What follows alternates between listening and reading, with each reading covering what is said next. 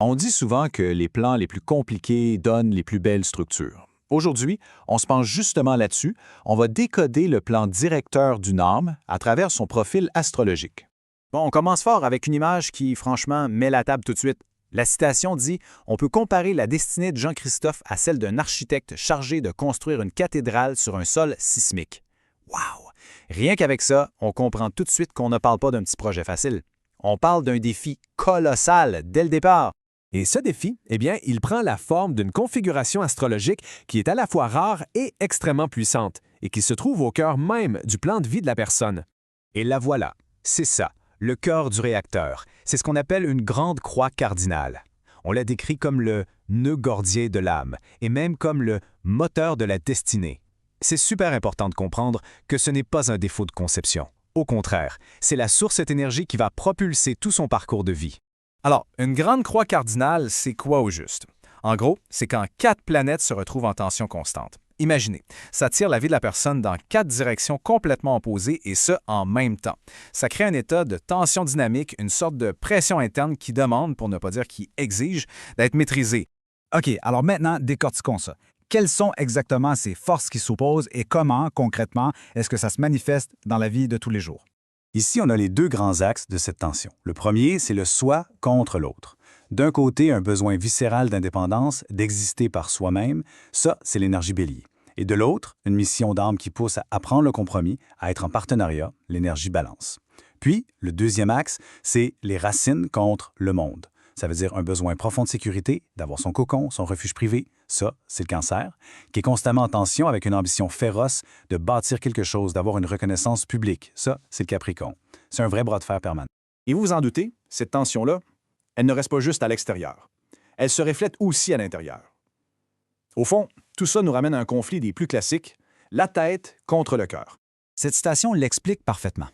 Il peut tendre à rationaliser excessivement ses émotions, à expliquer pourquoi il ne devrait pas ressentir ce qu'il ressent, créant une barrière intellectuelle contre la véritable vulnérabilité.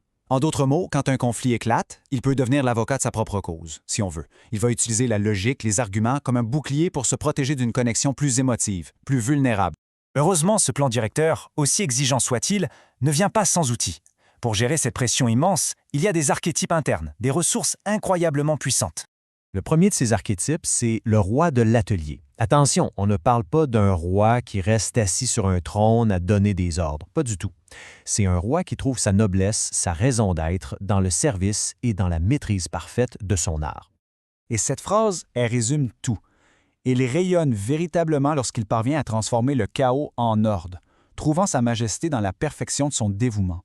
Sa fierté, elle n'est pas dans le pouvoir sur les autres, mais bien dans son excellence technique, dans sa capacité à prouver son amour et son dévouement par des actions concrètes. Le deuxième outil, c'est le stratège stoïque. Lui, c'est une figure intérieure qui est extrêmement résiliente et disciplinée et qui a tendance à se manifester surtout dans les moments de crise. Alors, quelles sont ses forces? D'abord, une résilience de phénix, cette capacité presque magique à renaître de ses cendres après une épreuve. Ensuite, un sang-froid impressionnant, une discipline émotionnelle à toute épreuve dans les situations critiques. Et finalement, une endurance stoïque, c'est-à-dire qu'il transforme la frustration et les obstacles en une force stratégique sur le long terme. C'est cette partie de sa personnalité qui lui donne le contrôle nécessaire pour endurer cette pression constante. D'accord, donc on a des tensions extrêmes d'un côté et des outils très puissants de l'autre. La question, c'est quelle est la clé pour stabiliser toute cette structure, la fameuse clé de voûte de la cathédrale? Alors, quel est cet élément unique, ce facteur qui peut finalement résoudre cette tension à 4 directions qui est là pour durer toute une vie? La réponse est là, l'art du partenariat. Toute la mission de vie, en fait, consiste à passer de l'archétype du guerrier solitaire à celui du partenaire sacré. C'est très bien dit ici. Sa mission d'âme est de maîtriser l'art du nous. L'autre, son véritable chemin vers l'éveil, l'obligeant à voir la vie à travers les yeux d'autrui. En clair, l'épanouissement ne peut pas s'atteindre en solo. La vraie croissance, la vraie évolution, elle vient de l'apprentissage de la diplomatie, du compromis, de la collaboration. Et le plan directeur va même jusqu'à spécifier le type de partenaire idéal pour cette mission. C'est littéralement décrit comme une ancre stabilisatrice dans la tempête.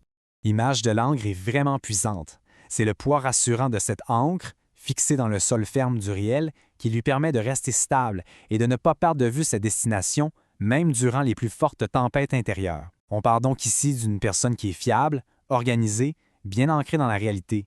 C'est elle qui offre la stabilité nécessaire pour équilibrer tout ce chaos interne. Voyons maintenant comment l'intégration de toutes ces tensions peut mener à l'accomplissement de ce plan de vie si exigeant. Quel est l'édifice final? Le parcours peut se résumer en 4 grandes étapes. Premièrement, reconnaître que la tension, ce n'est pas un problème, c'est le moteur.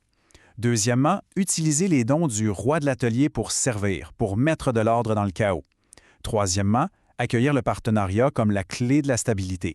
Et enfin, la 4e étape, devenir un maître bâtisseur, quelqu'un qui crée quelque chose qui va durer. C'est une idée centrale à retenir. La pression constante de cette grande croix, elle n'est pas là pour briser la structure, elle est là pour la forger. Tout ce parcours d'intégration, toute cette alchimie interne, finit par cristalliser ce qu'on appelle son âme de diamant. Le résultat final, c'est une personnalité qui est devenue incroyablement forte, résiliente et brillante. Non pas malgré les défis, mais bien à cause d'eux. Et tout ça, ça amène une belle question pour la fin, une réflexion en fait. Quelle est la tension fondamentale qui sert de moteur à chaque destinée?